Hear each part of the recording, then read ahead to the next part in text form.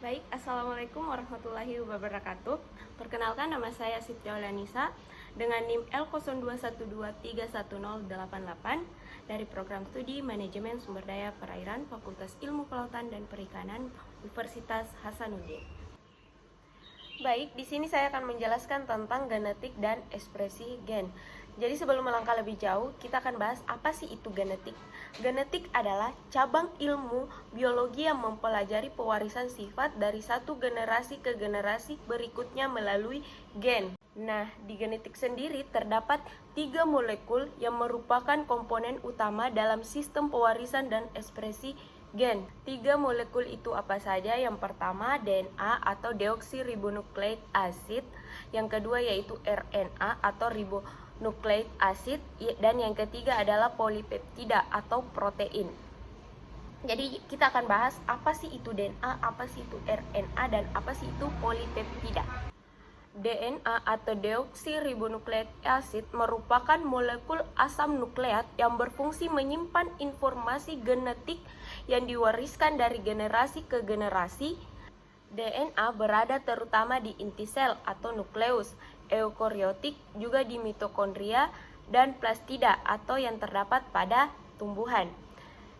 Selanjutnya yaitu RNA atau ribonukleik acid, merupakan molekul asam nukleat yang berperan dalam ekspresi gen, seperti menyalin informasi dari DNA atau transkripsi, membawa informasi ke ribosom atau mRNA, kemudian membawa asam amino atau tRNA, serta sebagai ribosom atau rRNA, dan regulasi miRNA dan nsRNA.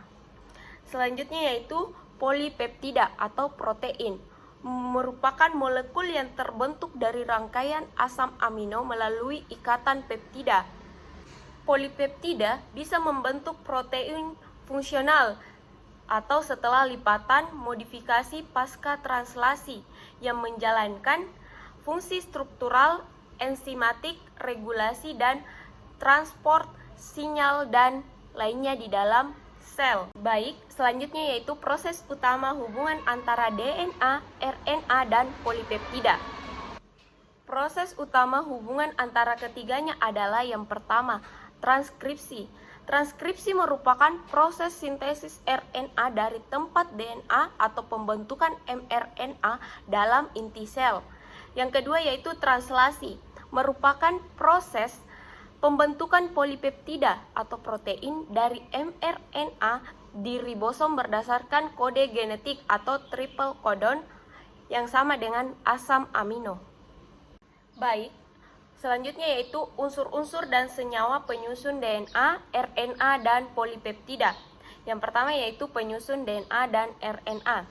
Kedua jenis asam nukleat ini dibangun dari monomer nukleotida. Setiap nukleotida terdiri atas yang pertama yaitu gula pentosa. Pada DNA deoksiribosa atau gula 5 karbon kehilangan 1 gugus minus OH dibanding ribosa. Sedangkan pada RNA ribosa atau gula 5 karbon dengan gugus minus OH lengkap. Yang kedua yaitu gugus fosfat atau PO4 menghubungkan gula pentosa nukleotida satu dengan yang lain melalui ikatan fosfodiester. Yang ketiga yaitu basa nitrogen atau nukleobasa. Basa purin yaitu adenin yang dilambangkan dengan huruf kapital A dan guanin yang dilambangkan dengan huruf kapital G.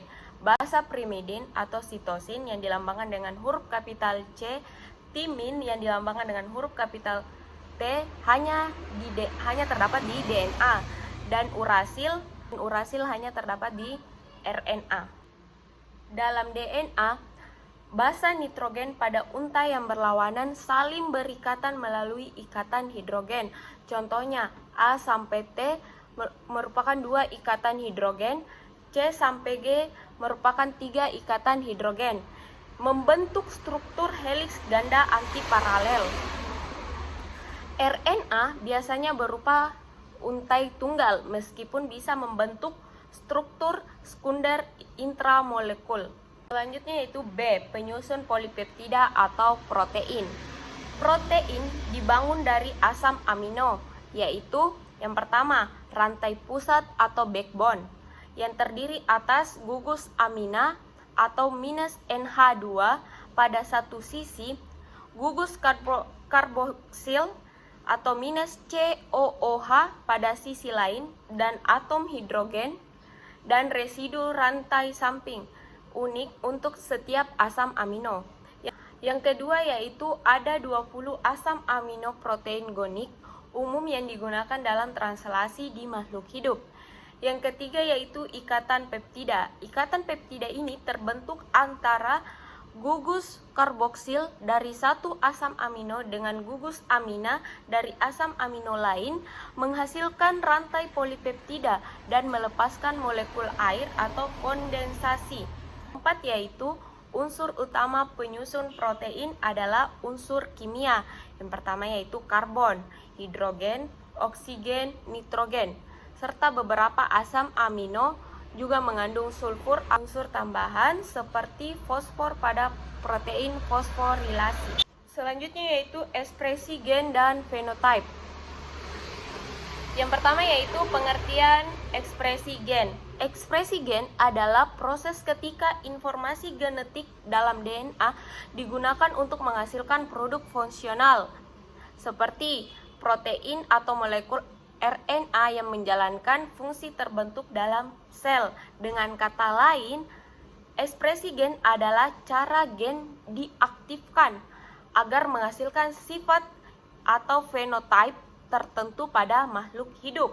Contohnya yaitu gen pada ikan mas yang menjadi enzim pengatur warna sisik ikan akan diekspresikan menjadi protein pigmen atau yang menghasilkan warna merah keemasan. Selanjutnya yaitu bagian B, yaitu tahapan ekspresi gen. Ekspresi gen pada sel eukariotik berlangsung melalui dua tahap utama. Yang pertama yaitu transkripsi atau di dalam inti sel, DNA menuju mRNA. Informasi genetik DNA disalin ke dalam molekul RNA atau khususnya mRNA. Yang kedua yaitu ada translasi atau di sitoplasma atau ribosom. mRNA menuju polipeptida atau protein. Urutan basa nitrogen pada mRNA diterjemahkan menjadi urutan asam amino. Selanjutnya bagian C yaitu faktor yang mengatur ekspresi gen.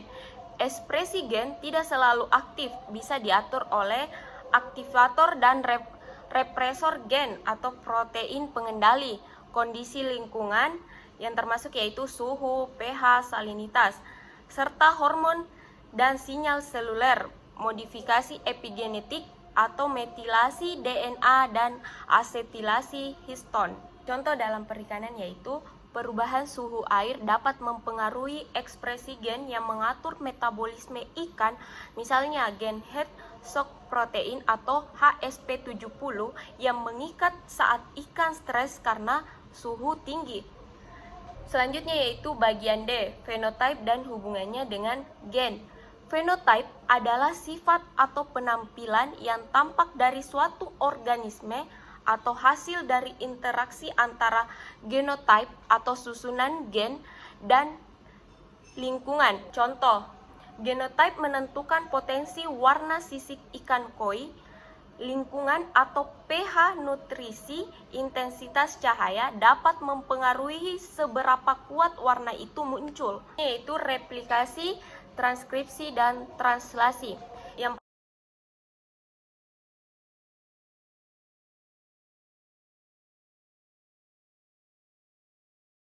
pertama yaitu replikasi DNA.